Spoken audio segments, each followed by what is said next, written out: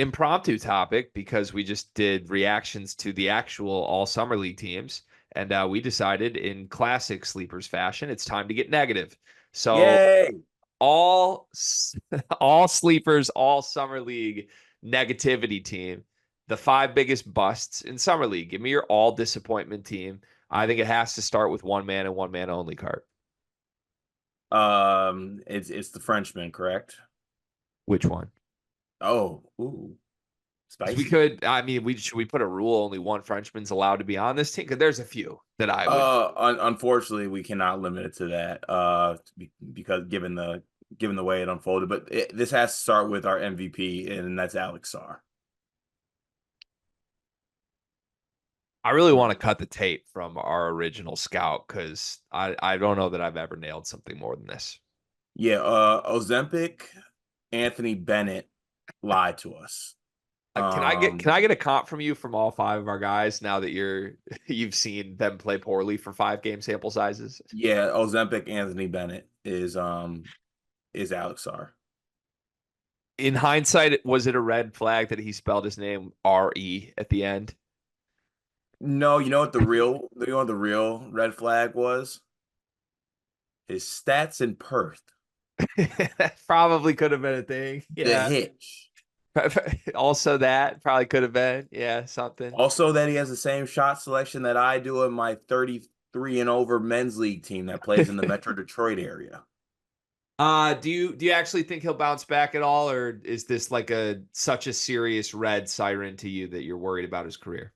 I think he'll bounce back. I refuse to believe he's this bad. But with that said, like the whole like Alex Sarr ceiling talk to me needs to be lowered astronomically.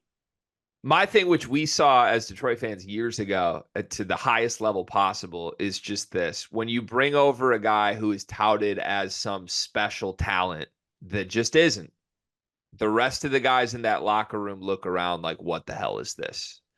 And that was loud in Detroit, obviously with Darko, when there was like a championship level team.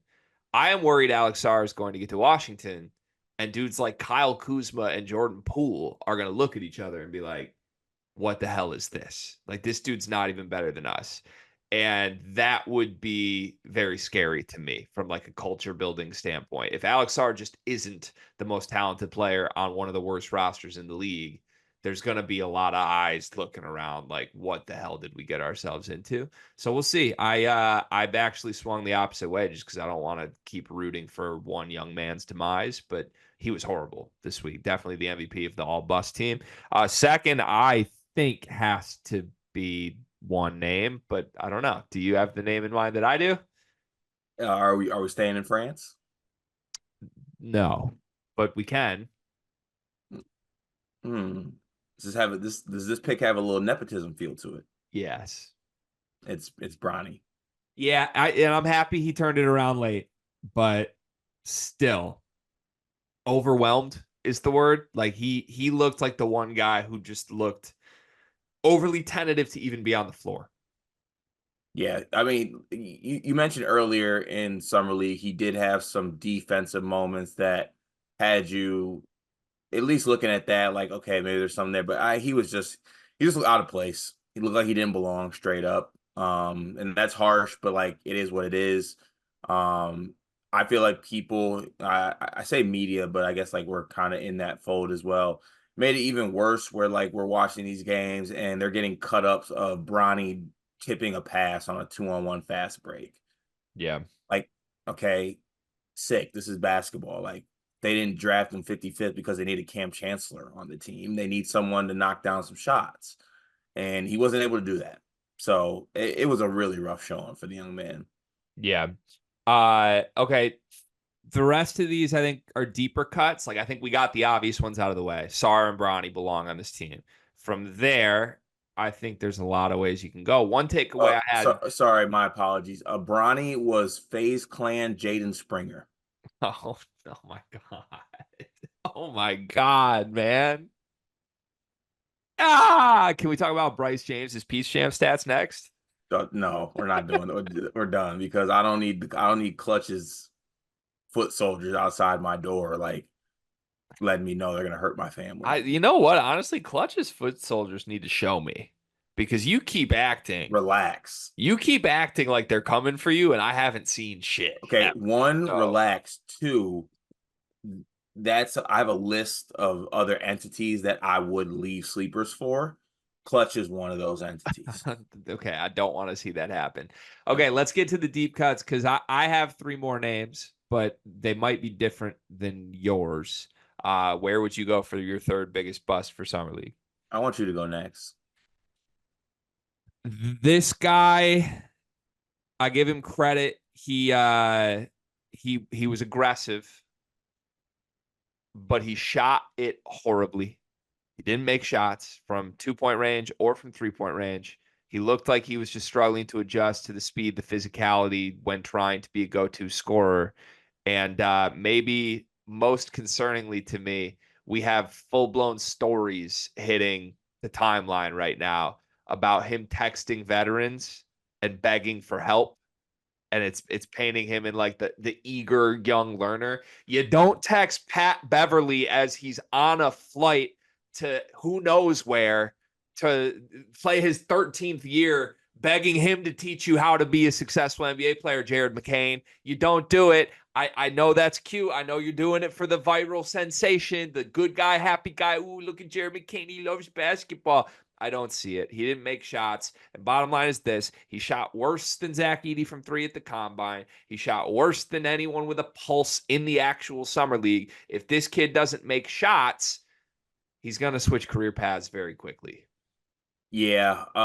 Listen, I believe in Jared McCain, the player. I believe in him as a shooter, at least at minimum.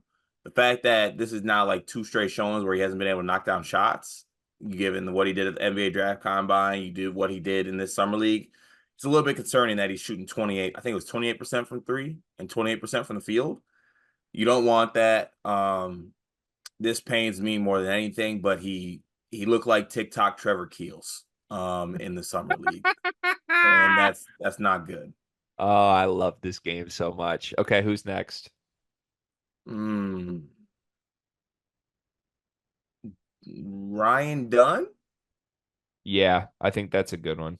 Yeah, I mean, just a guy who he was getting like random lottery buzz, right? Because of his defense ability, his length, his athleticism.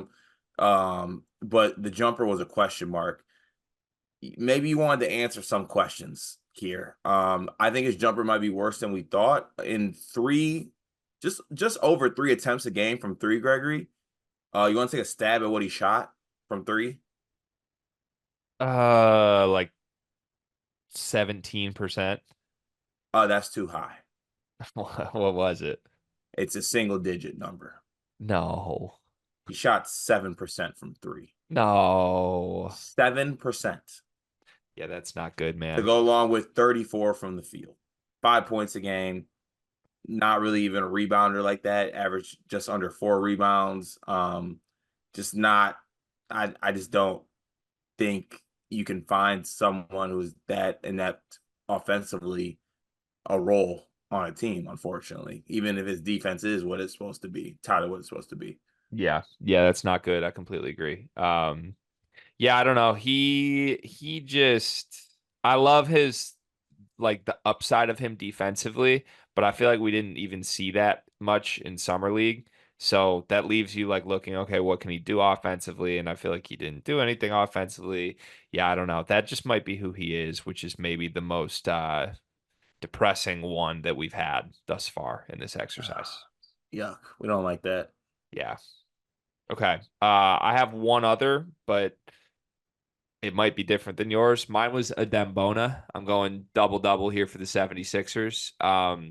My issue with Bona, I didn't expect Bona to be anything special in the NBA, but we did talk about him once when we were doing like who could have productive summer league runs. We both named Bona because we were like, he's probably going to play a ton and he's probably just going to outwork people and let his athleticism shine. He did play a ton. He never was productive. Like he played a ton in these games, and every single game finished with like 6 and 4.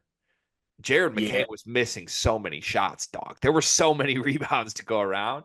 I think that's a pretty clear indication he can't cut it.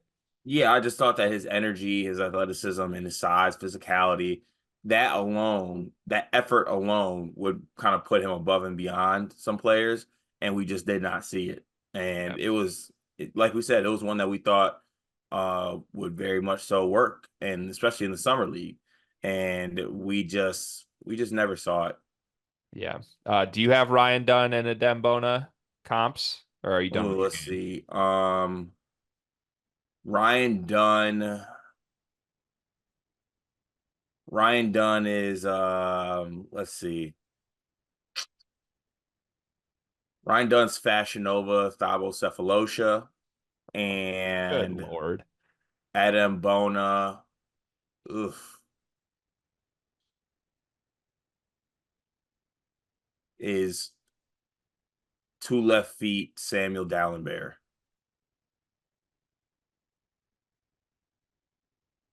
Okay, not your best. It's okay. Yeah, I'm not proud of it to be honest with you. It wasn't their best either, so everyone can breathe. Cart, you know what I love about you? That I'm handsome? You're reliable. I can count on you. Honestly, you remind me of Aaron Henry a little bit. Remember when, like, their back was against the wall, nothing was going right, and man just showed up every day. He didn't make excuses. There were no problems, there were just solutions. Sounds like me. That's you.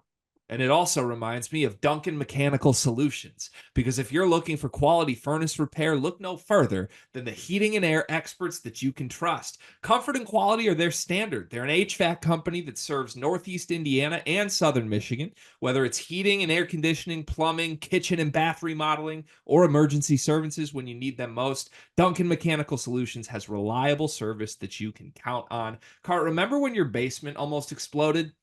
I remember when my basement almost exploded. I remember when my furnace itself was acting funny. I remember when my AC was acting funny. I wish I had Duncan in my back pocket. I wouldn't have to worry about it. Yeah, I mean, I've never been anywhere in northern Indiana or southern Michigan that hasn't been perfectly cool or perfectly warm, depending on when the day called for. And that's because of Duncan Mechanical Solutions. They are the presenting sponsor for the month of July. Shout out to Duncan Mechanical Solutions. Go to duncanmechanicalsolutions.com to learn more.